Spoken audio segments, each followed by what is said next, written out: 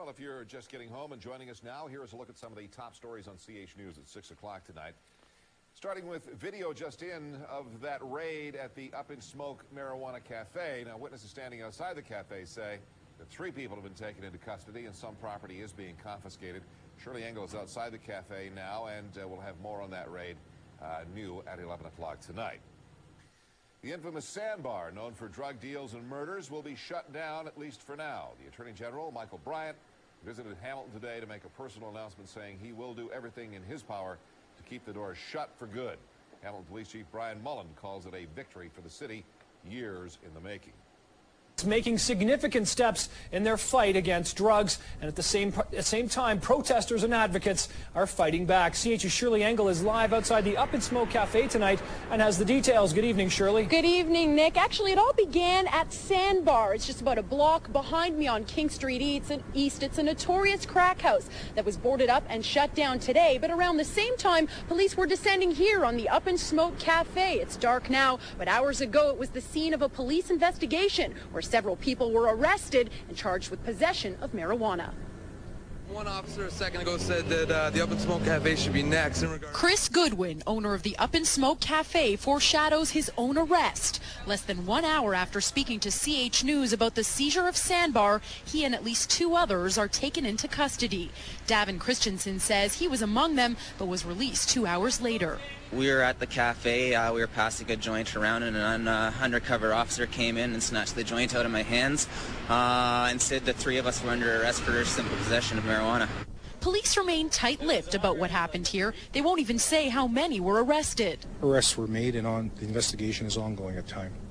As Staff Sergeant Ray Rickage speaks with manager Stephanie Spicer inside the cafe, a rally of protesters gathers outside.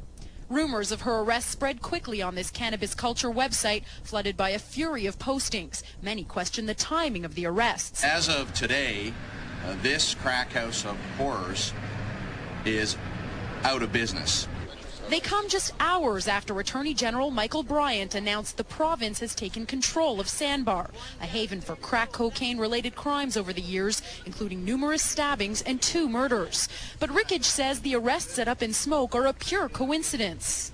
There is no connection to the Sandbar investigation that occurred today. This was totally a fluke. The Marijuana Cafe has been embroiled in controversy since opening its doors in August of 2004. This King Street resident says even if the incidents aren't related, she's happy police are finally cracking down on drugs. I'm glad they're cleaning up downtown. There's a few more places should hit, but I'm glad they're cleaning it up. We need it. But pot activists like Chris Lawson insist they're doing the community no harm. Cannabis Compassion Society has strict regulations against anybody caught dealing or trying to deal is kicked out. So we're very, very strict on that. We're very serious about it being a medical compassion society and promoting medical marijuana.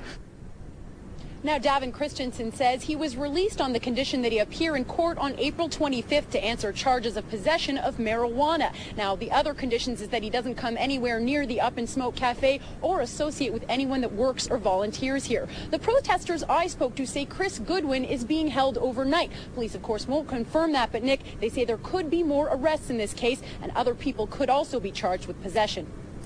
And in the meantime, Shirley, what's going to be happening to the cafe while those in charge are in custody? Well, that's a good question. Not very clear right now. The owner obviously in custody, and rumors of the manager also being in custody. There are a number of volunteers who work here, so they could come in and open up the shop. Police say they're not going to prevent it from being reopened tomorrow.